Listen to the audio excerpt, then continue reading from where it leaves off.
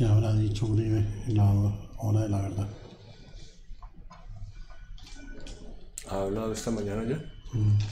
Listo, comenzamos en 5, 4, 3, 2, 1. Bueno, primero que todo, unos muy buenos días e inicio de semana para ustedes, nuestros espectadores, ahora en el nodo en vivo a través de nuestras redes sociales, concretamente en Facebook, y para quienes nos vean a través de nuestras redes sociales en Twitter y YouTube de manera posterior. Sean bienvenidos a un nuevo especial de El Nodo Colombia, hoy en conmemoración de los hechos repudiables del terrorismo en Bogotá el jueves pasado contra la Escuela Oficial de la Policía General Santander, con sus consecuencias trágicas en vidas humanas, en heridos y sobre todo en la ruptura del tejido social de la sociedad colombiana. Un saludo sincero y fraterno desde este medio y desde sus colaboradores para todas las familias de las víctimas y para todas las personas que pertenecen a nuestras Fuerzas Armadas y de Policía Nacional. Siempre estaremos con ustedes. El día de hoy, en el análisis general de esta desafortunada vuelta del terrorismo urbano a Colombia, tenemos a nuestros dos analistas habituales. Para quienes son fieles del Nodo Colombia, ya sus caras son conocidas, pero para quienes hasta ahora nos acompañan, los haremos su respectiva presentación. En primer lugar tenemos al doctor Reni Rueda Castañeda, economista de la Universidad Nacional, doctor de la Universidad de Hannover en Alemania y líder del movimiento Ecodemocracia y habitual editorialista de nuestro diario El Nodo Colombia. Bienvenido, doctor. Gracias, señor John. Y tenemos como a otro invitado especial, que es el doctor Rafael Gómez Martínez, comunicador social, director del programa Libertad y Orden de la emisora virtual Frater América, columnista del Nuevo Siglo y docente de la Escuela de Comunicación de la Universidad Sergio Arboleda. Bienvenido, doctor Rafael. Muy buenos días a todos nuestros oyentes y videntes. Muy bien, primero que todo, esto nos tomó por sorpresa a toda la sociedad colombiana y sobre todo por un hecho, aunque, pues, ¿qué pasó? ¿Qué fue lo que pasó? Y tenemos algo sobre todo muy importante que nos gustaría que analizáramos. Hay un modus operandi que nunca se había visto en la historia de Colombia, que es el uso de un elemento suicida en un atentado terrorista, que esto es muy común en otros países y en otro tipo de modos operativos de grupos terroristas, pero en nuestro país nunca se había visto, y muchos líderes de opinión y muchos analistas coinciden en que el temor generalizado especial, aparte de todo lo que hemos mencionado, es esto, es una evolución, entre comillas, del actuar de la delincuencia, y que el Estado colombiano y su inteligencia se haya descuidado en esto. Doctor Rafael, quisiera comenzar con su opinión como periodista y comunicador. Tal vez el primer punto que debemos anotar es que el Estado colombiano descuidó durante 8 años a la población civil y a sus fuerzas militares en pro del avance del proceso de paz con el grupo insurgente de las FARC, y al diezmar la capacidad operativa de todas las fuerzas militares en diferentes rubros, pues tenemos a un ejército hoy en día maniatado, sin poder de contrarrespuesta, sin poder de accionar frente a los embates de una guerrilla, ahora del ELN y de las diferentes versiones en las diferentes formas de lucha, con un gran poder y con un gran, sobre todo, armamento moderno, sofisticado, de tal forma que en la ciudadanía no se acuerda, por ejemplo, que el año pasado asesinaron a nuestros policías en la zona de Santander con unos francotiradores desde la frontera venezolana, prácticamente de a uno por mes, y yo creería que más. Entonces aquí estamos ante un nuevo escenario de guerra, no solamente rural, sino urbana, como lo fue en su momento el IRA cuando arremetió contra la corona inglesa en la década de los 70, comienzos de los 80, que se dedicó al terrorismo urbano, produciendo los mayores atentados en la capital británica, en todo el país del suelo inglés, hasta que el Estado británico no tuvo más remedio que negociar con los dirigentes del IRA en cabeza de Sean Penn. Entonces, aquí estamos ante una circunstancia que no solamente es dolorosa, porque atenta frente a los jóvenes de la Escuela General Santander de la Policía Nacional, sino que atenta contra toda la población civil. Porque es que no nos olvidemos que de las tres fuerzas existentes, la Policía Nacional es quien protege a la ciudadanía, en el fondo. Entonces aquí fue un atentado en contra de toda la ciudadanía como tal. No solamente fue para la Policía Nacional como lo quieren hacer ver, es contra toda la ciudadanía. Y es un mensaje claro de parte de los señores del ELN. Estamos en guerra, señores, y estamos en una confrontación que va a escalar unos niveles progresivos y que muy probablemente pues tendremos que ver más atentados sangrientos como en lo ocurrido en la Escuela General Santander, como en lo ocurrido por ejemplo el domingo por la noche, el cual ningún medio esta mañana lo ha resaltado.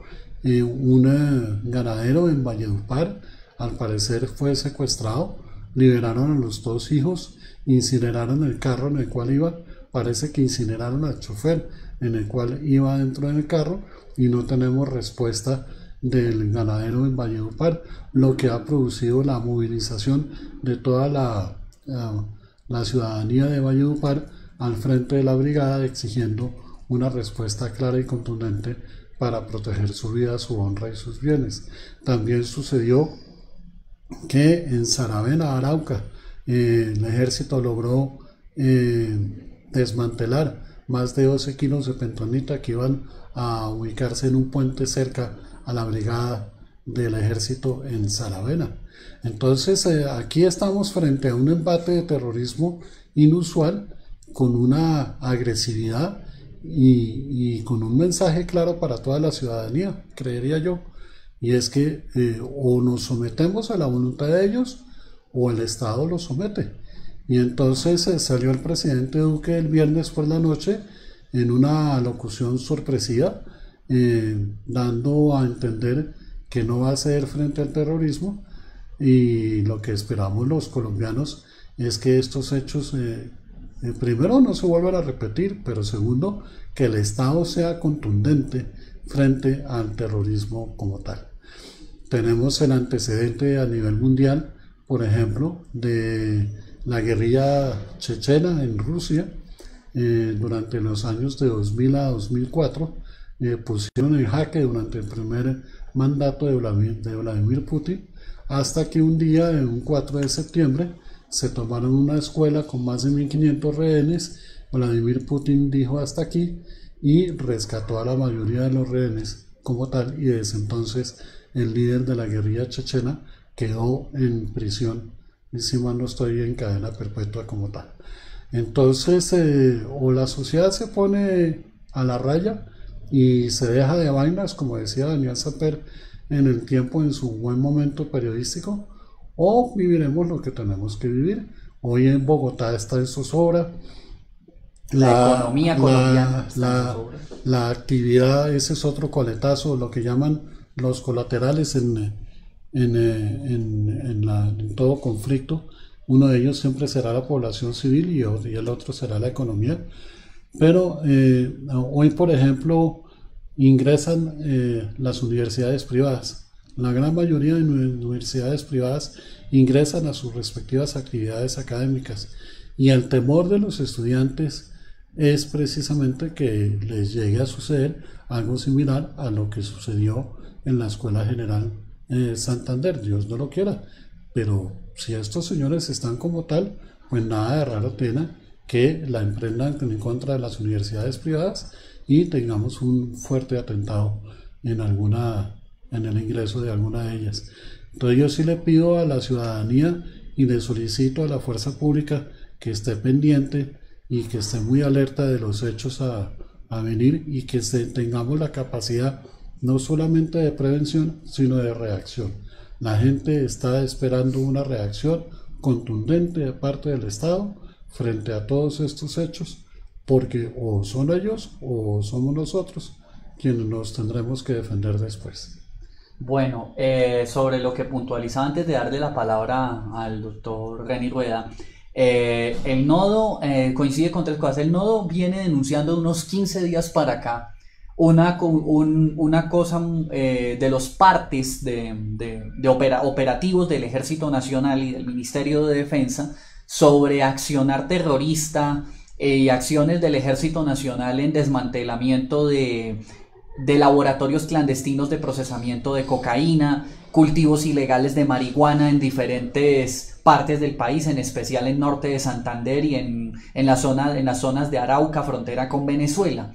Y curiosamente, desde el 17 de enero, del comunicado a la opinión pública del Ministerio de Defensa Nacional sobre los actos terroristas ya mencionados, no han vuelto a salir partes de guerra en la página oficial del ministerio, que la estamos viendo en este momento aquí en el estudio, y ustedes allí la pueden comprobar. Pero dentro de las noticias que sucedieron una vez conocido el atentado en la Escuela General Santander, es que se han producido más de 47 actos terroristas de diferente índole a nivel nacional desde que comenzó el año.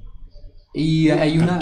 Entonces aquí estamos ante una cruda realidad, en el sentido que la ciudadanía sigue anestesiada por el tema del proceso de paz, pero estos señores la tienen clara y lo que buscan es someter al Estado y a la ciudadanía con este tipo de acciones. Y doctor Rafael, y algo que para finalizar el punto que usted ha abierto, quiero de paso a ustedes panelistas y a nuestros espectadores recomendarles, aunque no es de nuestro medio, pero sí creo que vale la pena verlo, los dos videos que publica el mismo el día después de los atentados, el viernes 18, en el periódico, la revista virtual Quién y Qué, unos videos muy cortos de menos de minuto y medio sobre la antología del terrorismo en Bogotá en los últimos 10 años, que es la compilación desde del carrobomba de Caracol Radio del 2010 hasta ahora, todos los atentados terroristas con las alertas tempranas no cumplidas por parte del gobierno nacional. Y hay un congresista que, pues bueno, no es de la oposición, es del grupo de los decentes, pero el hombre tiene razón en una de sus denuncias, el congresista David Racero, que expone en su cuenta de Twitter que desde hace más de 6 meses en el Sistema Nacional de Alertas Tempranas de Entes de Control y Fiscalía, que maneja la Defensoría del Pueblo, se le pasó un informe a la Alcaldía Mayor de Bogotá y a la Policía Metropolitana de que existían amenazas de actos terroristas en centros comerciales, universidades, guarniciones militares y vías principales de la ciudad para realizarse antes de diciembre del 2019. Nosotros aquí en el nodo hemos tenido información, en lo concreto yo, fuentes muy serias en el aspecto desde diciembre del 2017, de que después de lo ocurrido con Andino en julio de ese año, antes de 2 años tenía que haber otros 2 atentados en centros comerciales del norte de Bogotá de igual o mayor magnitud.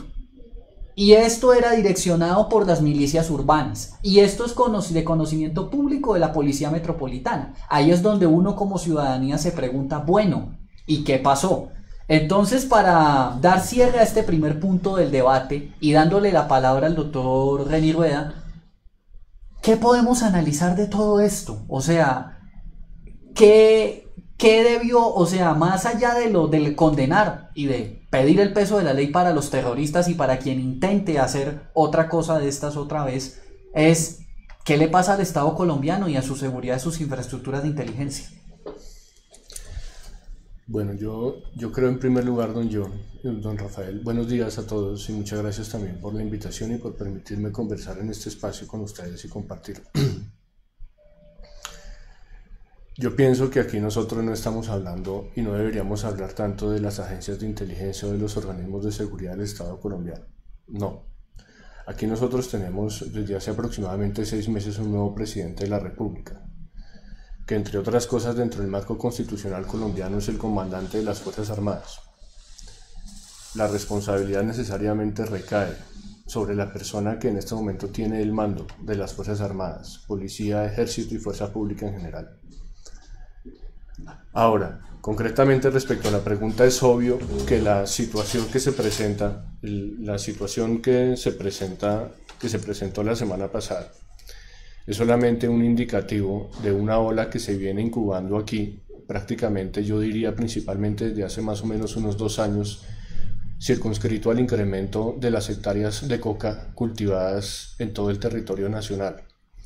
Cuando usted pasa aproximadamente de 160.000, aproximadamente 160, primero de 38.000, que fueron con las que quedó el gobierno, el cierre de la segunda administración del expresidente Uribe Vélez aquí en Colombia en el año 2010, aproximadamente luego en contabilizaciones más cercanas a 160.000 y a 230.000 hectáreas de cocaína, y multiplica también el incremento de las toneladas de coca, y multiplica también el incremento de las toneladas métricas de cocaína en el territorio nacional, probablemente por las 400, 500, 800, con los últimos balances de qué tanta coca hay aquí en Colombia. Usted automáticamente tiene en cualquier círculo financiero de las principales organizaciones terroristas de Colombia un nuevo fondeo de capital para iniciar acciones de dominio territorial y terrorista, tanto en las zonas urbanas como por supuesto en las distintas zonas rurales y periferia nacional. El evento del día jueves no es... El evento del día jueves a mí me parece que tiene algunas particularidades muy interesantes, desde la perspectiva patológica y psicopática de los terroristas del ELN, del cartel del ELN. Me parece que además del hecho de que se presenta, yo creo que hay 3 configuraciones acá. En primer lugar, hay una persona que comete un acto suicida.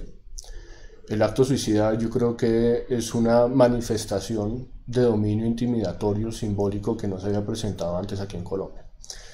Si una organización terrorista está dispuesta a cometer actos suicidas contra la población civil y contra las guarniciones militares o las guarniciones de policía y demás, yo creo que el Estado colombiano tiene que reconsiderar muy seriamente toda su estrategia antiterrorista en el país. El acto suicida es un acto extremadamente difícil de manejar en materia de orden público, en la medida en que una persona que esté dispuesta a perder la vida en un atentado terrorista automáticamente convierte a cualquier persona en un potencial nodo de acción terrorista en cualquier zona del territorio nacional. Cualquier ciudadano puede ser un terrorista hoy en día. No hace falta que se cometa ningún tipo de acción sospechosa en el momento en el que, por ejemplo, se realice la detonación de una bomba ni nada por el estilo, sino que cualquier persona puede coger un carro y en cualquier momento, así como sucede en el Oriente Medio, masacrar y comenzar a destripar personas, como sucedió en Alemania recientemente en los mercados navideños, o como sucede en el Medio Oriente. Esto yo creo que tiene que reconfigurar absolutamente la estrategia de seguridad, y es el primer tema, el primer punto que yo considero. El primer punto es que este es un atentado suicida. El segundo elemento, lógicamente, tiene que ver con la carga simbólica que está asociada al hecho de que una persona se estalle en su humanidad asesinando a 21 policías en la escuela de cadetes, en la escuela de policías, digamos, muchos de ellos jóvenes, lo que representa necesariamente un golpe directo, una acción directa de destrucción contra el marco institucional y contra la institucionalidad colombiana. Y por supuesto, el hecho de que sea un carro bomba, digamos, con ese tipo de cualidades en materia de explosivos. El atentado en realidad estaba concebido para que genere muchísimo más daño. El hecho de que solamente hayan fallecido 21 personas, valga la ironía de esta situación tan descabellada, es en cierta forma una manifestación de que por algún proceso o por algún protocolo de seguridad de donde se presentó el evento, se contó con algo de suerte. porque en realidad en medio del evento que se estaba presentando en ese momento, el saldo que seguramente el cartel del ELN estaba planeando por lo menos ascendía entre 100 o 200 víctimas. Aquí no nos debemos llamar a engaños. El plan que estaba concebido desde hace aproximadamente 8 o 9 meses aquí en Bogotá era un plan que tenía por objetivo un goal, un fin muchísimo más sanguinario del que nosotros vimos el jueves. Ahora, yo no estoy de acuerdo con que ante semejantes circunstancias y ante semejante carga simbólica que tiene un atentado tan violento como ese en el corazón de la seguridad nacional, en el corazón de las instituciones de seguridad nacional, la reacción inmediata del gobierno nacional en redes haya sido convocar una marcha. A mí me parece que así no funcionan las cosas y esa no es la responsabilidad del presidente de la República. Ahora, si la ciudadanía, si la sociedad civil desea convocar marchas, por supuesto que deben ser respetadas y valoradas en toda su dimensión, independientemente de la motivación política o ideológica o simbólica que tengan. Pero la responsabilidad del presidente de la República, volviendo al objetivo principal de tu pregunta, es garantizar la seguridad.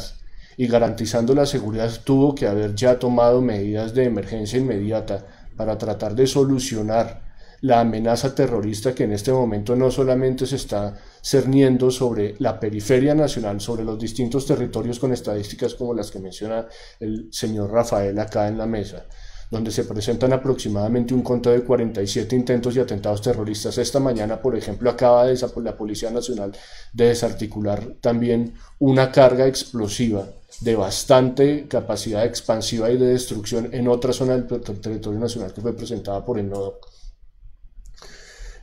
Y tomar medidas de urgencia, entre las cuales, por supuesto, en mi concepto, se suman medidas que no solamente tienen que estar circunscritas al ámbito delictivo, delincuencial, narcotraficante del cartel del ELN, sino también de las FARC, del Partido Comunista Colombiano, del Partido Comunista Clandestino Colombiano, y seguramente tratar de iniciar procesos de acuartelamiento en primer grado de todas las Fuerzas Armadas, y seguramente muchas otras medidas que pueden ser convenidas y pueden ser discutidas en este programa muy generosamente que ustedes han realizado. Doctor Rafael. Bien, hay dos aspectos relevantes, diría yo, en las características de este atentado. El primero, la planeación milimétrica de inteligencia para destinar el atentado el día en que iban a hacer la ceremonia militar con presencia de los altos mandos de la policía, porque en ese tipo de ceremonias por lo general suelen estar los altos mandos de la policía. Es decir, pudo haber sido muchísimo peor, porque no solamente estaban los cadetes, sino que además estaban los familiares y además estaban los altos mandos de la policía. No tengo claro si estaría presente el presidente Duque, de quien se habla también de estar configurando un posible atentado desde Venezuela. Entonces la secuencia de los hechos nos hace pensar que esta gente sí está trabajando en la oscuridad de la noche, planeando milimétricamente cada paso que va a dar y utiliza lo que se conoce como las diferentes formas de lucha. Por un lado, en la superficie está el buque visible de la sociedad civil, con los estudiantes, con los sindicatos, con las organizaciones obreras, con el fin de desestabilizar el gobierno, y por el debajo está el submarino que emerge sorpresivamente en algún momento dado con todo este tipo de atentados milimétricamente planeados y ejecutados. Entonces, ante la pregunta inicial planteada de qué es lo que le sucede al Estado en materia de inteligencia, pues lo que le sucede es el resultado de 8 años de proceso de paz con las FARC. Este es un colateral de ese resultado de ese proceso. No solamente porque tenemos a nuestros oficiales dentro del proceso de la Justicia Especial para la Paz, sino que además han sido dados de baja, entre comillas, oiga bien la cifra, Remy, más de 40.000 hombres por cuestión de presupuesto en el ejército como tal. ¿Desde qué fecha, don Rafael? Desde el 2010 para acá. por cuestión de presupuesto han sido dados de baja, entre comillas, más de 40.000 hombres. Y qué casualidad que 2010, para reiterar lo que hemos hablado en este hilo conductor, 2010, la invitación que le hacemos a los espectadores y a ustedes mismos para que vean el video de quién y qué, el resumen ejecutivo del terrorismo en Bogotá, 2010 comienza el resurgir del terrorismo urbano en Bogotá, 2010 coincidiendo con lo que usted dice, y usted habla de que el atentado se planea 9 meses, las alertas tempranas de terrorismo en Bogotá estaban desde hace 6 meses por parte de Defensoría del Pueblo y de Policía Metropolitana, desde agosto del 2017, un mes después de lo de los actos terroristas de Andino, de los cuales al sol de hoy no se sabe nada, no se publicaron nunca los videos de las cámaras de vigilancia, las mismas que vigilan si se roban un carro o si alguien se va sin pagar de un local, nunca se volvió a saber nada, pero curiosamente, sobre eso, y perdón la interrupción, doctor Rafael, en mi cuenta de Instagram, este fin de semana hice un resumen ejecutivo de todo lo que pasó este mes que tiene que ver con el atentado. El 1 de enero, Raúl Castro, en el discurso anual de la Revolución Cubana, le pide a todas las estructuras de izquierda, cubanas y no cubanas, que estén enlazadas o emparentadas con la revolución en el mundo, que se preparen para la defensa de la revolución, ya que Estados Unidos, supuestamente en el discurso de Castro, tiene una agenda de culparlos de absolutamente todo lo malo que pasa en el mundo y que hay que estar preparados para lo peor y para el combate a muerte. 2 de enero, el presidente de la República Popular China, de la China comunista, dice que su país debe estar unificado como una sola nación con 2 sistemas económicos, advirtiendo que no descarta una incursión militar en la República China de Taiwán, que ya nosotros la semana pasada hicimos aquí en el Nodo un programa con sus representantes en Colombia sobre eso. 10 de enero, secuestro del presidente de la Asamblea Nacional de Venezuela, tras desobediencia civil en cabildo abierto contra el régimen de Nicolás Maduro. 17 de enero, los atentados que ya largamente hemos hablado en Colombia.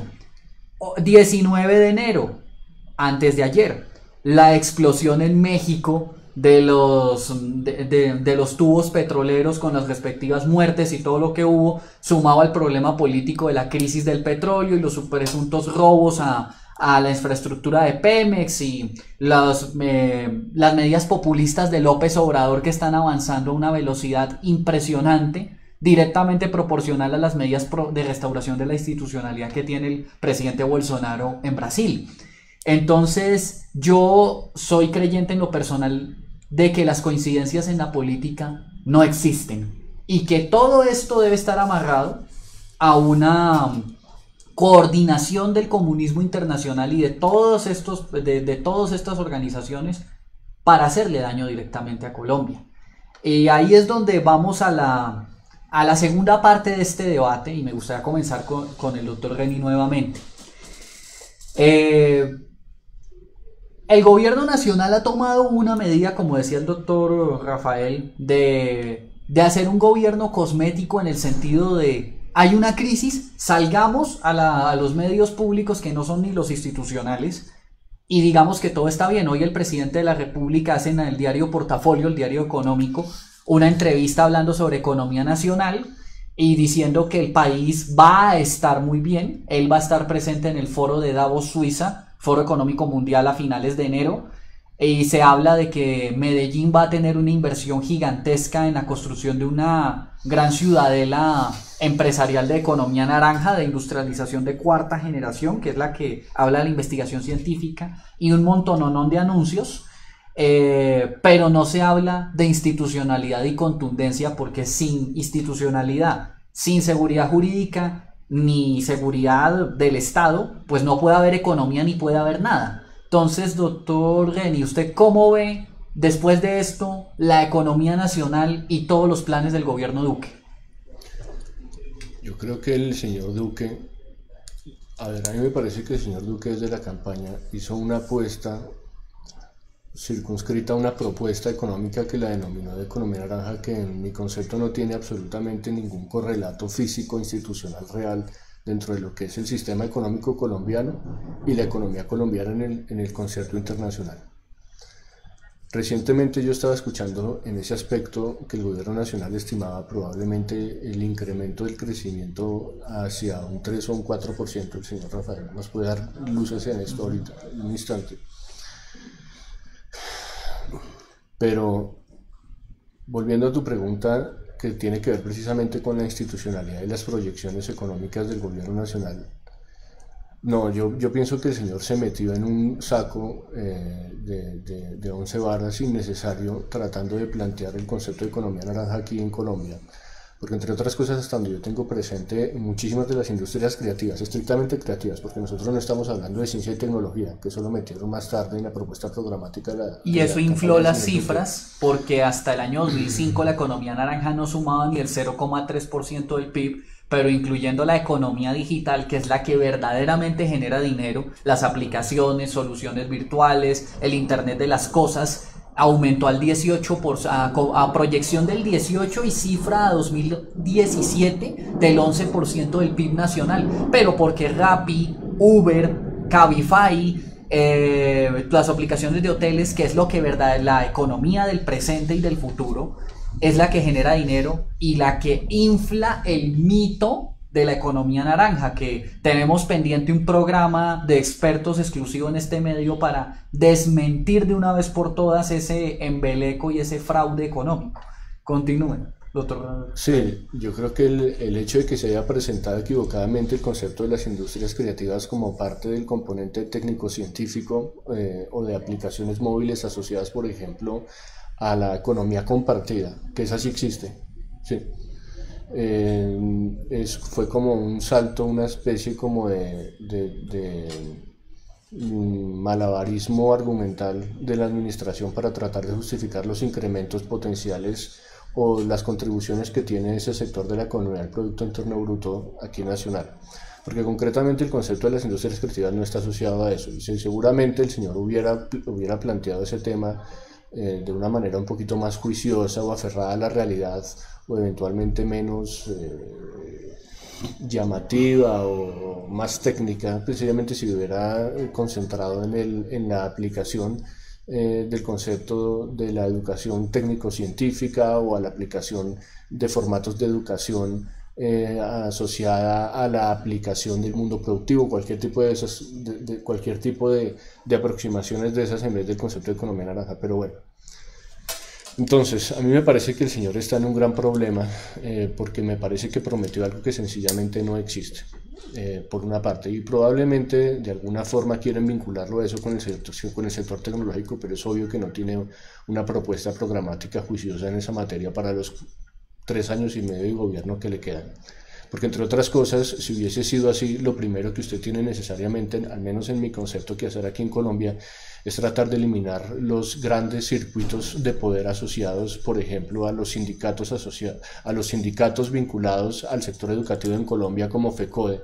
Y por supuesto, en vez de haber cedido a las presiones de los estudiantes recientemente, proceder inmediatamente a generar formatos de subsidio de educación a la demanda, con bonos.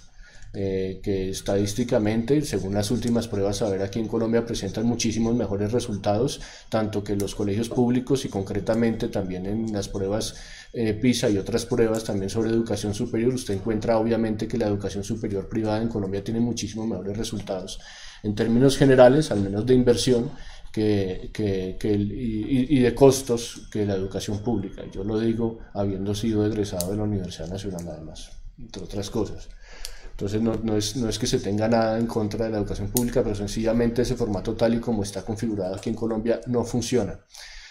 Hay un ejemplo muy curioso, y lo digo de manera muy sucinta, vinculada al ámbito de la educación, que a mí me parece fue una apuesta interesante de la primera administración del expresidente Uribe, que lo articuló con el SENA.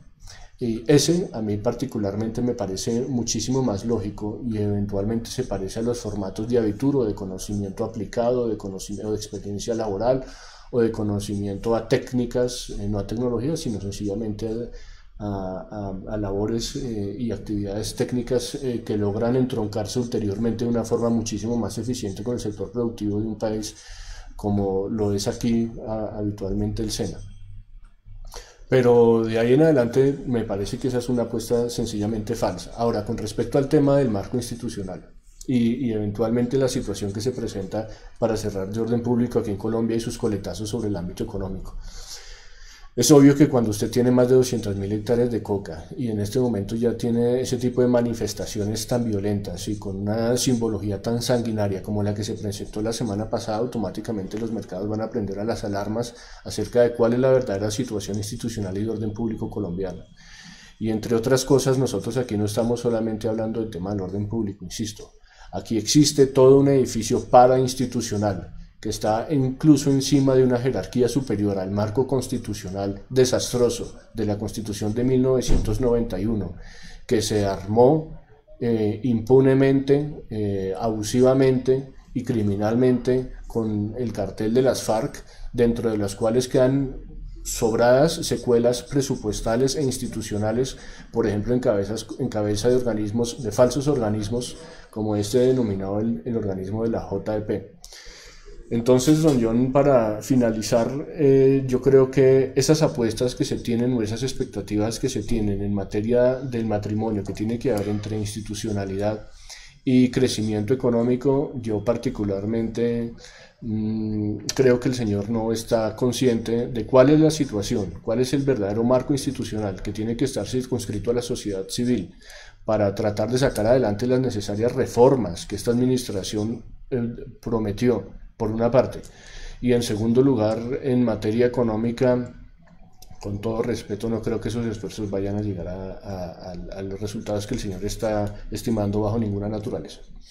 Claro, además que hay un dato curioso antes de seguir con el doctor Rafael, que comunica, bueno, y rectifico una información, el foro de Davos, Suiza, sí comienza hoy y ya si no está, ya debe estar por ir a Suiza el presidente Duque. Sí, sí, sí. Y por otra parte, se habla en Economía del Espectador que hay 1.500 millones de pesos en oportunidades para exportaciones de los TLCs vigentes, pero para el agro, pero con veto por la aftosa.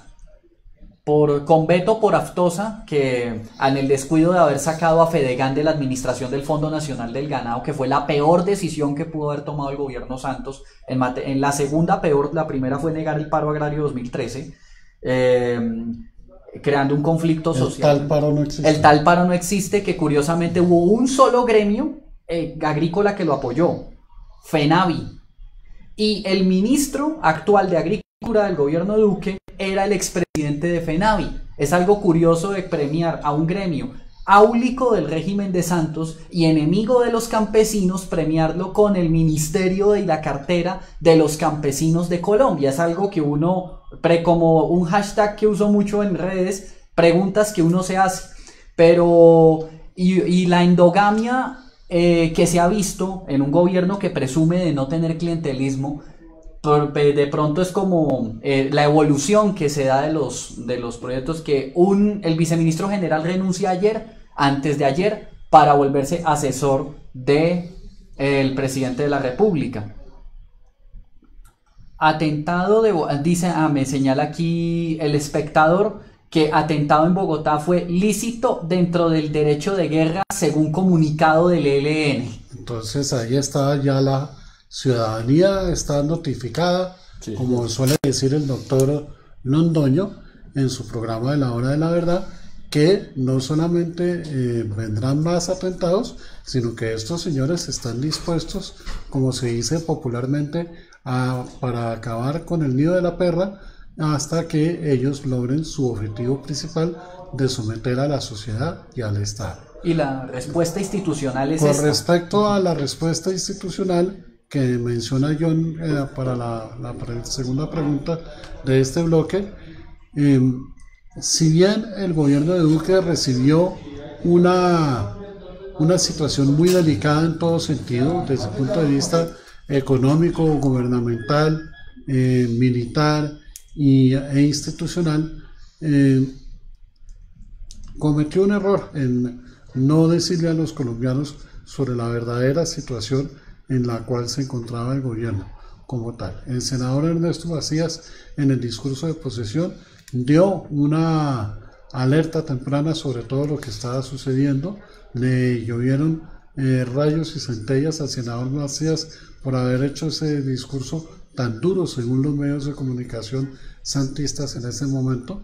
Después la senadora María Fernanda Cabal comenzó a exigir el cambio de la cúpula militar como requisito para volver a retomar las acciones frente a los temas de orden público que ya comenzaban a salirse de las manos.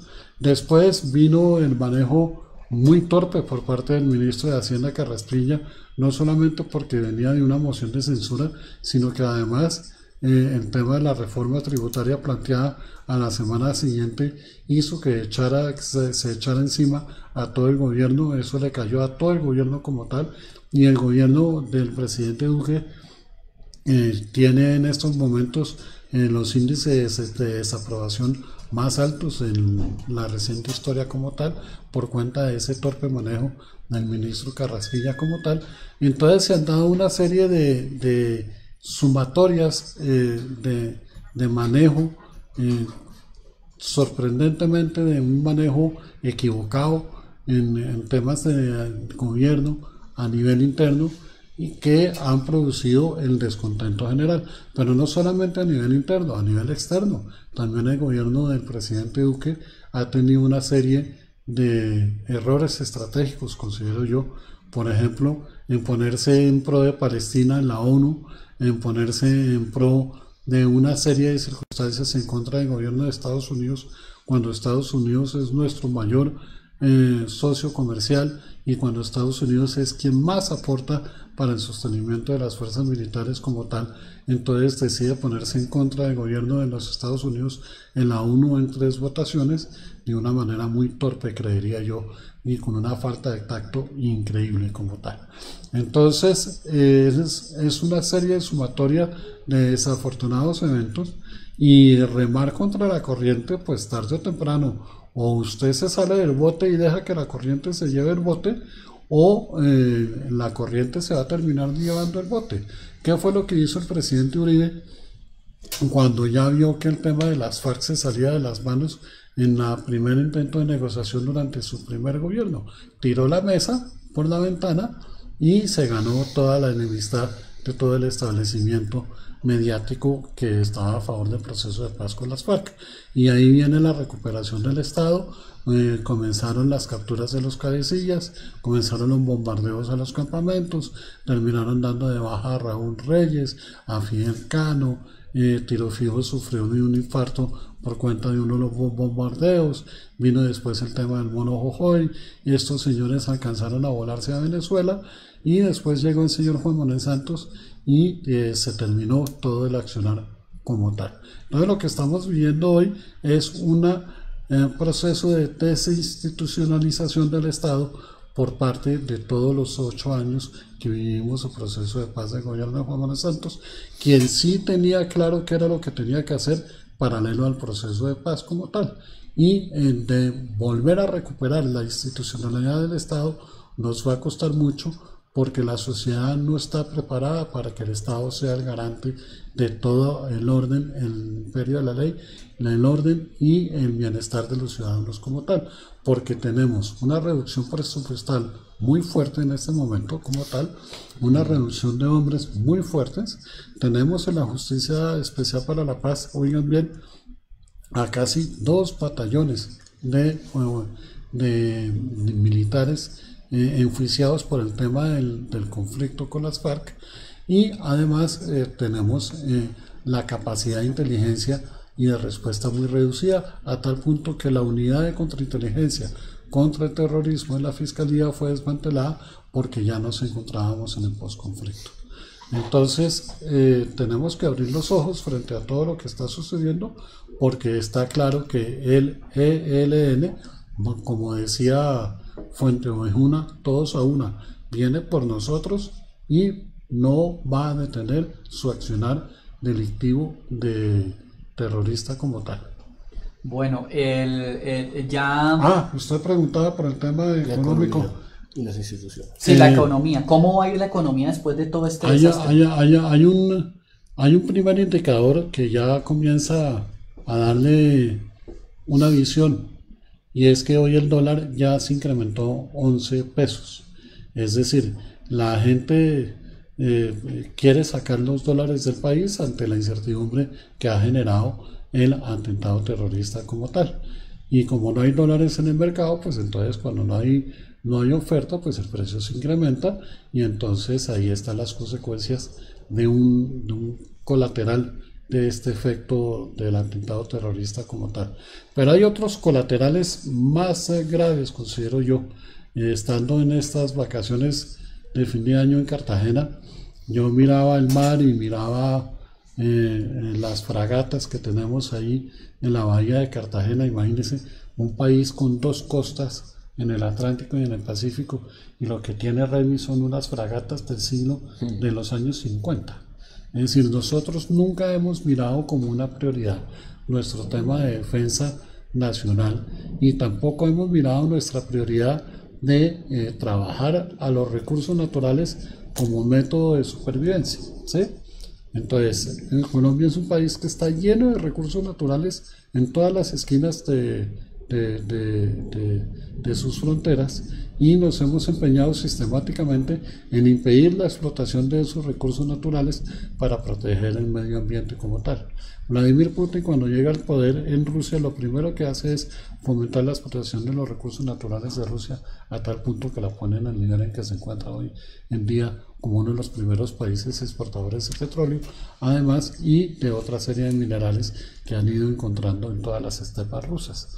Aquí hemos hecho todo lo contrario, ponerle toda clase de trabas a la explotación de los recursos naturales, y resulta que Colombia vive de los recursos naturales desde la época de la colonia. Entonces, primero fue el oro, después fue el café, después fueron las flores, y no hemos logrado salir de los recursos naturales, y pretendemos ahora, con la economía naranja, crear un sofisma de distracción y decir que ese va a ser nuestro nuevo petróleo como tal. Una estrategia totalmente equivocada, cuando lo que deberíamos era estimular la explotación rentable y ¿cómo sería? Sostenible en el tiempo, como lo hace Canadá con sus recursos naturales. Canadá es otro país que vive de los recursos naturales como tal. Chile también, ¿no? Y Chile también vive de los recursos naturales. Y aquí nos empeñamos sistemáticamente en destruirnos, autodestruirnos, inmolarnos, ser kamikazes económicos en ese sentido como tal. Entonces el gobierno la tiene muy difícil porque tiene un déficit muy abultado. Recibió del gobierno anterior, oigan bien, contratación estatal aparentemente hasta junio del 2019. Es decir, el gobierno de Juan Manuel Santos termina y deja contratado hasta junio del 2019 prestaciones de servicios, pauta publicitaria, una cantidad de servicios complementarios que hace el Estado. Es decir, el gobierno está maniatado frente a todo lo que dejó el gobierno anterior como tal. Y entonces así comienza a producir un descontento mayor. Pero, Rafael, aquí una pregunta: ¿quién autorizó las partidas presupuestales para renovar todo el servicio de planta y todo el arriendo, por ejemplo, de la JEP y demás? ¿Acaso eso no fue carrasquilla, precisamente? O sea, ya viene del gobierno anterior porque tenían que aprobar el presupuesto anterior como tal. Pero en el presupuesto anterior quedó todo amarrado, ¿sí? Entonces no pudieron desmontar nada como tal. Entonces la gente que vive del Estado y de los contratos de prestación de servicio del Estado estaba entusiasmada que con la llegada del gobierno iban a salir uno que otro contratico, y resultó que no. Tienen bloqueadas todas las partidas presupuestales en ese momento. Aunque las redes sociales y los medios de comunicación también han demostrado que esa inmaculada culpabilidad y transparencia presunta de 5 meses y ya hay varios días y pico del nuevo gobierno está también en tela de juicio, y bastante, porque y pues ya eso sería un tema para otra discusión, porque con contratos de 15 días ejecutados en vacaciones por 9 millones de pesos sin entregarlo, como el caso de una asesora del Ministerio del Interior, pues bueno, eso también deja entrever muchas dudas sobre la intención de transparencia, puede que no de la Presidencia de la República, pero sí de los múltiples sectores políticos que entraron al gobierno con esa corriente. Pero bueno, Le están dando papaya, como se dice popularmente, muy fácil, ¿no? aquí nosotros revelamos y fuimos el único medio en Colombia que, fuimos nosotros, dimos la réplica antes que La Silla Vacía lo hiciera, de cómo de una manera tonta, la famosa encuesta de Guarumo de la popularidad, que fue la única que dio popularidad positiva para el gobierno, se ventiló un WhatsApp de la jefa de prensa del Centro Democrático diciéndole al jefe de prensa de Palacio: ya está lista la encuesta para el presidente.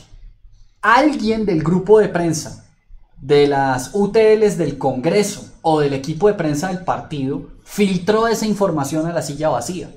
O sea, fue un acto de corrupción planeado por Homero Simpson o por los tres chiflados con un espía adentro. Entonces, si uno se pone a mirar todo el trasegar político y los múltiples errores y que provocaron la salida de mucha gente del Centro Democrático en los últimos 3 años y el apoyo no unánime que muchos sectores que promovemos la institucionalidad tenemos hacia el nuevo gobierno, tiene muchos antecedentes y basados precisamente en ese doble rasero del discurso y la práctica sobre la transparencia y sobre la institucionalidad y sobre los principios fundamentales del país, que incluyen por supuesto los valores cristianos, que eso sería un tema para otro programa. Pero para no salirnos de foco frente a terrorismo y economía, vamos a dar lectura a algunos comentarios que nos han hecho aquí a través de Facebook, a través de nuestra página El Nodo Colombia, donde le damos las gracias a nuestros espectadores por seguir esta transmisión.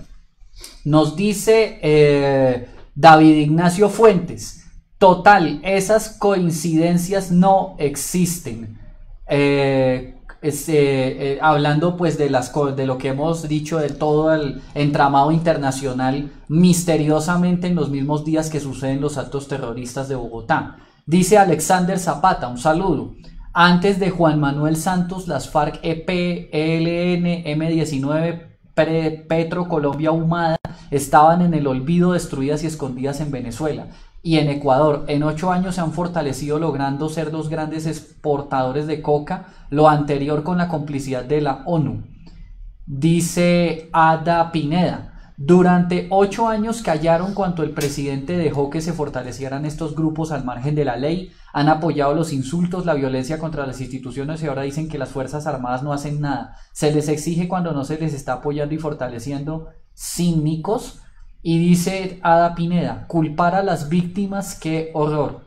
En ningún momento. En ningún momento se pretende eso, pero sí se pretende comentar que lo que estamos viviendo es el resultado de 8 años de un proceso de paz que menguó la capacidad de reacción de nuestras fuerzas militares a tal punto que nos encontramos en un embudo en el cual ellas se encuentran sin capacidad operativa y logística de responder con la misma contundencia frente a un posible ataque del ELN en los centros urbanos de la ciudad.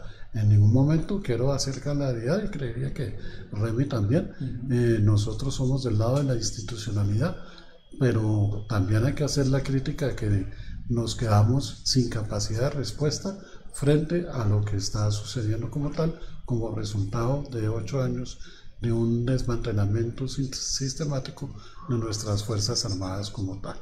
Entonces, aquí tenemos 2 opciones. O nosotros nos despertamos y nos ubicamos en el lugar que toca, o estos señores van a ganar la partida. Y aquí viendo el titular del programa, ni trizas ni risas. Remy, ¿usted consideraría que debemos modificar o levantarnos de la mesa y asumir las consecuencias que eso conlleva? Rafael, yo creo que hay que eliminar absolutamente todo lo que está establecido, tanto del marco legal, levantarnos de la mesa. No, y no solamente con el ELN, señor Rafael, sino con lo que ya está. Con la FARC, sí, sin duda. Yo creo que aquí en Colombia hace falta tomar una decisión de esa naturaleza. Tratar de incorporar dentro del marco institucional, por los medios policivos, por los medios de fuerza pública, por los medios legales establecidos en la Constitución, ningún tipo de contemplación, ni para terroristas ni para exterroristas. Yo creo que adicionalmente deben automáticamente eliminarse todos los derechos políticos de exterroristas, ¿Por qué sean no, pertenecido por al qué ELN, no, al M-19 o las FARC. por qué no han extraditado a Santrich? Esa es una gran pregunta que nos ronda a todos y a riesgo de sonar a regaño. Yo creo que aquí en Colombia existe una falsa impresión de que la presidencia de la República está maniatada conforme al marco institucional que está definido tanto por la administración de Juan Manuel Santos como por algunos elementos de la Constitución de 1991. Yo no lo creo así. Yo me acuerdo en el año 2002, cuando el señor Uribe llegó a la presidencia por primera vez, que adicional al hecho de haberse levantado de la mesa de negociaciones con las FARC, automáticamente incorporó un estado de emergencia y un estatuto antiterrorista para precisamente tratar de tomar medidas que seguramente el Consejo de Estado en ese momento y la Corte Constitucional trataron de atajar la acción ejecutiva inteligente, audaz del señor Uribe en su primera administración, pero no lo lograron. Hasta que eventualmente, por ejemplo, se produzcan fallos de la Corte Constitucional o del propio Consejo de Estado con el presidente, pasan meses. Pero en mi concepto son meses vitales en materia de orden público, en materia de cultivos, en materia de labores de inteligencia, labores de contrainteligencia, en materia de debilitamiento de estructuras urbanas asociadas, insisto, al Partido Comunista Colombiano. Entre otras cosas, a mí me parece que con el atentado del día de la semana pasada nosotros nos damos cuenta que las nuevas FARC son el ELN y la nueva manifestación de con una principal diferencia. Las FARC alcanzaron a tener un ejército, entre comillas. El ELN no. Entonces el ELN lo que tiene son unos grupos, unos comandos especiales, entre comillas, ¿sí? Que están dispuestos a cualquier cosa. Sí, hay una ambigüedad en las personerías jurídicas de cada una de las dos organizaciones, es cierto. Sí. Entonces, la capacidad de respuesta del Estado y de la sociedad civil frente a lo que se nos va a venir, pues cada vez va a ser más débil y va a llegar un momento en que la sociedad civil le va a exigir al presidente Duque que reaccione y el presidente Duque se va a encontrar frente a la espada y la pared. Sí. De hecho ya lo está. El señor Duque, y me parece gran parte de los actores políticos que aquí en Colombia se presentan como defensores de las instituciones, parten del supuesto de que existe necesariamente una camisa de fuerza, y yo personalmente no lo creo. A mí me parece que el ejemplo más explícito se dio precisamente con la primera semana de gobierno del expresidente Álvaro Uribe Vélez en su primera administración. Y yo pienso que aquí usted prácticamente puede plantear una pelea de poderes, ¿sí?, entre el Consejo de Estado y el presidente de la República en el evento en el que se levante a tratar de atajar medidas urgentes de orden público y antiterroristas que eventualmente, según el Consejo de Estado o la Corte Constitucional, puedan estar encima del marco institucional co-creado con las FARC durante la administración de Juan Manuel Santos. ¿Por qué? Porque la Constitución de 1991, con lo desastrosa que es, y hecha a cuatro manos con una organización narcoterrorista, narcotraficante como el M-19, no obstante permite y establece taxativamente que el presidente de la República es el comandante de las Fuerzas Armadas. Y la primera obligación que tiene el presidente de la República en Colombia es garantizar la paz y la seguridad. Y esa es una cuestión que tiene que ser necesariamente respaldada por la Corte Constitucional, o si no, que se convoque a una nueva constituyente. Pero me parece que la primera obligación que tiene el presidente de la República, por encima de cualquier modificación, por encima de cualquier elemento que esté circunscrito a un pseudomarco institucional, con una calidad incluso jerárquica superior a la Constitución del 91, porque usted tiene miembros de la FARC en el Congreso de la República. La primera obligación del presidente de la República, don Rafael, es garantizar la seguridad de los ciudadanos. Y yo considero además que los ciudadanos colombianos lo entenderían de esa manera. Y si se presenta una reacción, tal vez, llamémosle cáustica por parte del resto de las instituciones, pues entonces el presidente de la República tiene que convocar una nueva Asamblea Nacional Constituyente, porque tal y como está concebida la Constitución actual, no se pueden tomar medidas de esa naturaleza, y la primera obligación que tiene que hacer él es garantizar la paz y la seguridad nacional. Claro, y además que hay un elemento, la Asamblea Nacional Constituyente, qué curioso que el establecimiento mediático institucional del gobierno y de los medios, de los grandes medios, siempre se oponen a esa iniciativa y la ven como otra de las ideas locas del presidente del Senado, del doctor Ernesto Macías, pero en este momento sería lo más necesario. El peligro es si la actual administración está consciente de lo que debería incorporar una nueva Carta Magna, porque en mi concepto, o una reforma estricta a la Carta. Porque en mi concepto, al menos dentro de las pasadas candidaturas a presidencia de la República, la única persona que a mí me pareció medianamente juicioso en este respecto fue el ex candidato Ordóñez. En el eventual caso, Dios no lo quiera, que se presente otro atentado terrorista y mañana en Duque le dé por hacer la de Putin y decir, bueno, aquí somos ellos, somos nosotros, el Estado entra en acción. Duque se encuentra en capacidad de hacer eso. Ese es el problema. ¿O no? Ese es el Porque problema. no tiene una mayoría, no tiene una gobernabilidad en el Congreso. Tiene una imagen desfavorable. Tiene a la prensa en contra. Tiene al establecimiento jurídico del país en contra como tal. Se le vendría el mundo encima con todo el establecimiento que se llama el establecimiento mamerto encima como tal.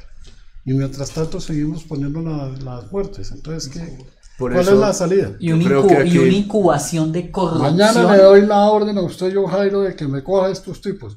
Y usted me dice, qué pena, presidente, pero es que usted no puede. Claro. Creo que la sociedad civil... Y el incubo de corrupción tan grande que se está gestando, porque es que, como decía alguna vez un expresidente, la gente cree en Colombia erróneamente que corrupción es solamente robarse la plata. El incubo que se está dando dentro de los organismos ministeriales, el amiguismo y el familiarismo que se está dando, la silla vacía, que no es un medio que nos quiera mucho a nosotros, pero últimamente en su operación de policía bueno y policía malo con el gobierno, le está sacando trapitos al sol, habla de los ministros negociantes. Habla de que hay ministros que tienen declaraciones de renta superiores a los 20 millones de dólares y que los ministros, bueno, sí, tienen que corregir algunas cositas, sí, tienen que medio trabajar ahí como para que medio ande la economía y un proyecto de gobierno, pero ellos están por y para ellos y para los grupos de presión que ayudaron a elegir al nuevo gobierno, la mayoría los grandes gremios de la nación, que sabemos cómo se han sostenido en la economía colombiana, muchas veces a través de métodos poco ortodoxos, y ellos allá hacen sus negocios y sus cosas para sus sectores gremiales y usando las carteras para las que se les nombraron. Entonces, ¿qué garantías puede tener la ciudadanía frente a eso? Y a los medios institucionales, que no somos ni petristas, ni pro-FARC, ni nada de eso, que decimos esto, se nos persigue y se nos estigmatiza, porque la orden que viene de RTBC y que viene de Prensa de Palacio, de prohibir las preguntas en las ruedas de prensa del presidente de Colombia, de prohibir con nombre y apellido entrada de ciertos periodistas a ciertas dependencias del Estado, yo no creo que eso provenga de la cabeza del presidente, no quiero creerlo, ni de su círculo cercano, pero sí de su círculo de poder. ¿Qué se puede decir frente a eso? ¿Cómo va a rodear uno una institucionalidad así? Por eso yo quiero, yo creo, don Rafael, que frente a esa inquietud, que es la misma inquietud que aquí, y de la que somos víctima como medios, la sociedad civil tiene que reaccionar con nuevas propuestas político-electorales en Colombia, nuevos movimientos políticos que se afinquen a un costado mucho más proinstitucional y a la derecha de los actores, movimientos políticos y de gobierno que hay en el país. Tienen que surgir, por lo menos en este momento es urgente, 2 o 3 nuevos movimientos político-electorales, con miras a las elecciones de este año y con miras a las elecciones presidenciales del 2022, que se ubiquen programáticamente muchísimo más lejos a la derecha de la actual administración. Y yo creo que esa es la única reacción sensata que tiene que emanar de la sociedad civil. Una especie de Bolsonaro, pero a la colombiana. por lo menos 2 o 3 nuevos movimientos políticos que reemplacen Que- todo este marco institucional, porque el señor presidente está, por su propia naturaleza biográfica, por estar limitado también por el partido de gobierno y demás, sencillamente no está haciendo una buena interpretación Bueno, de y la situación política la del otra, país. el otro escenario muy crítico que se nos avecina a las elecciones a nivel de alcaldías y a nivel de gobernaciones y Excelente. asambleas, el desprestigio que está asumiendo el presidente Uribe y el Centro Democrático es inmenso.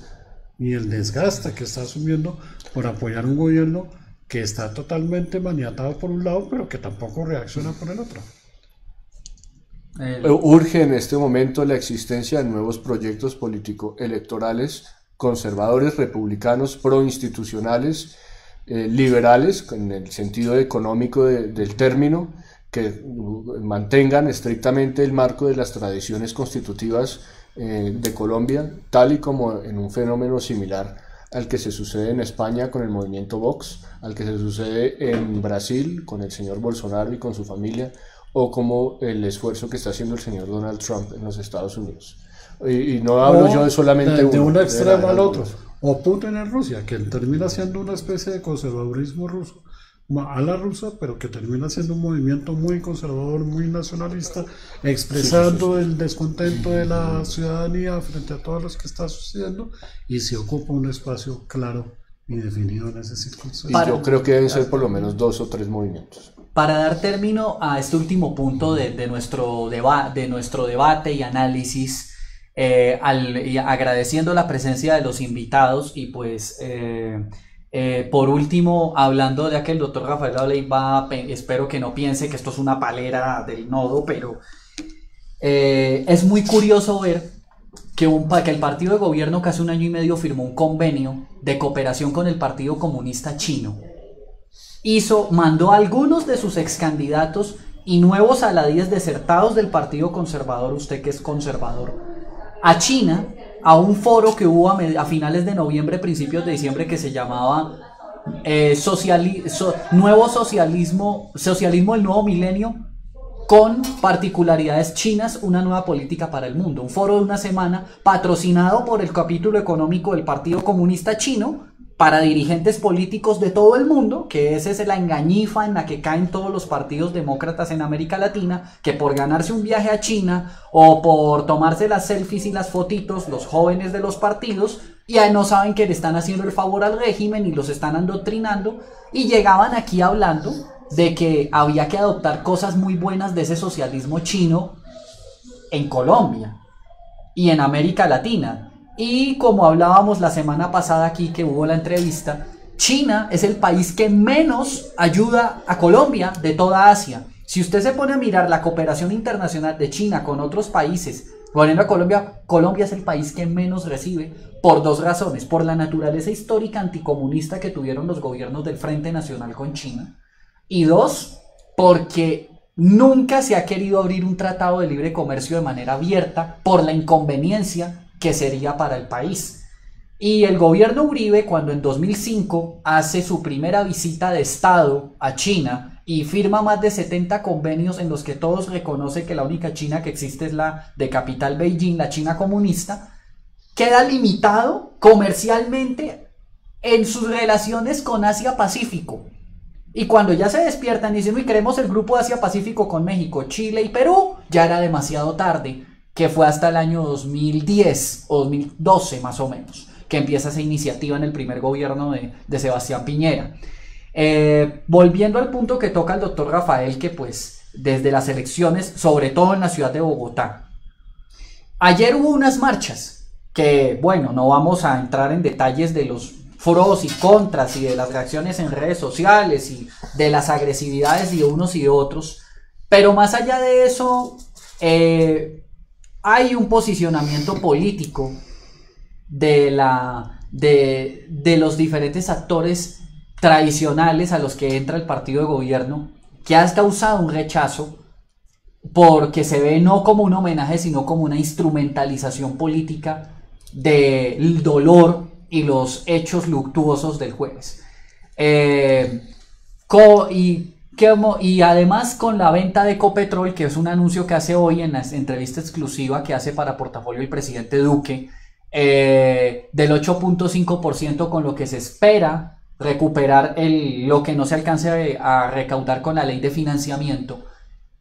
Ya las centrales obreras de la USO están llamando a otro paro nacional para oponerse a la venta de Ecopetrol, para volver a reorganizar ese movimiento que se inventa cada vez una excusa más para extorsionar al gobierno. Ya los paros se volvieron un deporte nacional. Primero las universidades, después echen al fiscal, después saquen al ESMAD, ahora no vendan Ecopetrol, y cualquier cosa se van a inventar para tener al gobierno cediendo y cediendo. Las diferentes formas de lucha. Ajá, la combinación de formas de lucha. La violencia, policía bueno, policía malo, que es la tortura de la ducha escocesa, que es el nombre técnico que tiene esa forma de interrogatorio. ¿Cómo le va a ir al sector de centro derecha institucional en las elecciones del país y de Bogotá en ese escenario? Personalmente, yo creo que mal, por no decir muy mal, porque es que en estos días que ha vuelto a aparecer la imagen de Álvaro Gómez en alguno de los videos, él tiene un video que decía, en el cual comenta que a nadie le interesa hacer política porque hacen parte de lo que se conoce como el régimen. Ya están metidos dentro del sistema.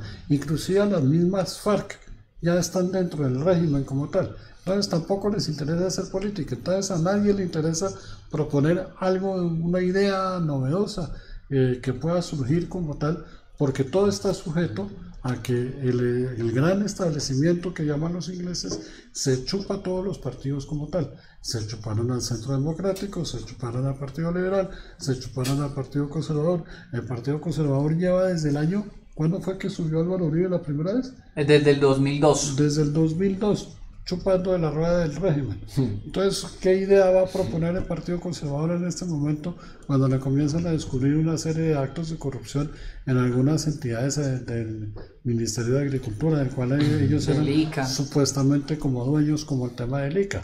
Entonces, ¿con qué criterio moral el Partido Conservador va a proponer algo a la ciudadanía de qué? Dice que somos el partido de las soluciones ¿de qué? Dígame una sola solución en los últimos 20 años que haya propuesto el Partido Conservador como tal. Entonces al Centro Democrático lo que le sucedió fue el peor de los males. Llegó al gobierno y resultó que el gobierno tiene que apoyar un gobierno totalmente impopular. Y entonces también va a terminar sucumbido dentro del régimen. Y en ese escenario yo creería que a quien sí le va a ir bien va a ser al Partido Liberal o inclusive al Cambio Radical de Germán Vargas, porque ellos saben cómo es el tema de la política y de la maquinaria electoral. Doctor Rafael, y una pequeña preguntita puntual para usted. ¿Usted cómo ve que el petrismo... el Partido Conservador no tiene, señor Jairo, una sola alcaldía a nivel nacional. Claro, pero partiendo a eso. No tiene una sola gobernación. Tiene una serie de diputados y de concejales como tal. La izquierda como tal ya anunció que va por lo menos por 4 alcaldías grandes y por 3 de ese tema iba a hablar, o sea, 3 gobernaciones grandes. El senador Bolívar anunció en un Twitter que van por 3 y 4 alcaldías grandes como tal. Y la sociedad colombiana como tal se encuentra ávida que alguien aparezca con un faro de luz, y entonces ahora resulta en Bogotá que aparentemente van a revivir la personería del nuevo liberalismo. Está en trámite. Entonces los galán se van a meter en la mitad y van a terminar dividiendo a toda la sociedad, y entonces vamos a tener 4 años en una alcaldía progresista. Y sumemos esto para que, digamos, porque a pesar del esfuerzo que esté haciendo el Centro Democrático a través de sus jóvenes candidatos, en el cual el único que yo creería que tiene algún chance de competirle a la maquinaria de izquierda en Bogotá es Samuel Hoyos, y porque el joven Miguel Turbay también se lo va a comer el establecimiento, se van a atravesar los galanes, se atraviesan los Lleras y terminamos perdiendo como perdimos con Juan Lozano la primera vez. O con Petro en el 2011 por las peleas de egos. Las peleas. Entonces es una situación muy crítica desde el punto de vista político como tal. El Partido Conservador en Bogotá no tiene a nadie, tiene 3 concejales. Y ni un solo edil, ¿no? Ni un solo edil. En ninguna de las 20 localidades. Y además sumemos esto. Joaquín Gómez va con la intención de voto del 44% en la elección de gobernador de La Guajira. El hermano de Santrich va, no sé si para alcalde de Tolú o de Sincelejo, la capital de Sucre. Y Petro ya anunció que van por la gobernación del Amazonas, alcaldía de Leticia, alcaldía de Florencia, Caquetá, zonas que históricamente por los abusos de las FARC han sido siempre territorio uribista, porque las comunidades de allí, al saber los horrores del terrorismo y del comunismo, siempre votan en contra, aún con amenazas de muerte. Pero la ineficiencia administrativa y los malos gobiernos que ha hecho el Centro Democrático en esas poblaciones en estos 4 años va a hacer que el petrismo les quite los territorios nacionales. Las FARC se quedan con las gobernaciones de la costa y nos empeoran el escenario. ¿Qué podría decir usted, doctor Reni? Y nada menos que Sin Joaquín palabras. Gómez. Sin palabras, ¿no? Nos quedamos sin palabras y con un gobierno sin capacidad de respuesta, además. El Y que problema cuando es ese, responde el problema es el gobierno sin erróneamente. capacidad de respuesta. Ahí está el escenario, por ejemplo, que se comentó mucho a comienzo de año en las primeras de cambio. Aparentemente hacen lo que llaman hoy en día un consejo comunal en un territorio nacional, si no estoy mal, fue en Arauca, ¿no? En Arauca y en Leticia. Y va el presidente, va el estamento como tal, y no dejan ingresar al gobernador de Arauca, que era del Centro Democrático. No, y los colados Entonces, que hay en el avión presidencial, que eso también hay que decirlo, mucho coladito aquí, mucho precandidato y O sea, postcandidato. hay una serie de manejos al interior Horrorosos. que uno dice, miércoles, ¿aquí qué nos está pasando, no? Y Ayer- ¿Usted cómo apoya eso? ¿Usted cómo defiende No, eso? y ayer Llega un utilizamos momento en que usted ya no puede defender más lo que se queda sin argumentos. abusivamente, ayer, Presidencia de la República, a través de sus dependencias, ponían las marchas de las juventudes a gente que abiertamente ha declarado que van a ser precandidatos a diferentes cargos, sobre todo a los consejos y edilatos en Bogotá, como líderes juveniles, haciendo participación en política con el dinero de todos y con los medios de redes sociales institucionales. Eso ya raya en una falta disciplinaria por participación en política de funcionarios públicos. O sea, esas son lo que uno dice. Corrupción no es solo robarse el dinero. Corrupción no fue solo el carrusel de contratación de los Nule. Y Dios quiera que todo se quede solamente en ineficiencia administrativa y no estén ya algunos grupos de poder pelechando de maneras muy hábiles del Estado ya. Y se descubra en 2 o 3 años algo que termine de hundir la institucionalidad. Dios. No, pues hoy comienza la audiencia contra el expresidente de Corfe Colombiana, Isaías Melo. Pues si el señor decide abrir la boca, hay que hacer. ¿Usted cómo defiende algo de ese tamaño? ¿Cómo termina defendiendo a la institucionalidad si ya no tiene cómo? Entonces el espacio lo tiene todo servido en bandeja a la izquierda para las próximas elecciones. Todo. Lo tiene todo servido en bandeja. Y para los próximos años. Si no sé, nada de la sociedad no sé, civil. pero por lo pronto para las alcaldías lo tiene servido todo. A mí me parece que desde que el Estado colombiano juegue en la cancha de la izquierda, que es precisamente el marco institucional, el marco cultural, el marco político, educativo, de distribución poblacional, digamos, demográfica aquí en Colombia, ante el embate renovado del terrorismo de la última semana. Yo creo que esta historia va para muy largo. Y vamos a perder. Estamos Porque en el escenario perdedor estamos en un escenario del establecimiento, como se manifestó. Y pues el establecimiento es un ente que se autoconsume precisamente, no gobierna, no hace absolutamente nada, pero se autoconsume precisamente consumiendo los recursos de la nación a partir de las figuras de los políticos de profesión y de lo que se denomina a veces partidocracia. Entonces sí, yo creo que el escenario que se viene me parece que es muy, muy delicado, es muy crítico, y yo creo que la solución emana de la sociedad civil. Por supuesto no ni del gobierno ni del partido ni los partidos de oposición, no. Yo creo que la solución necesariamente tiene que emanar de la sociedad civil.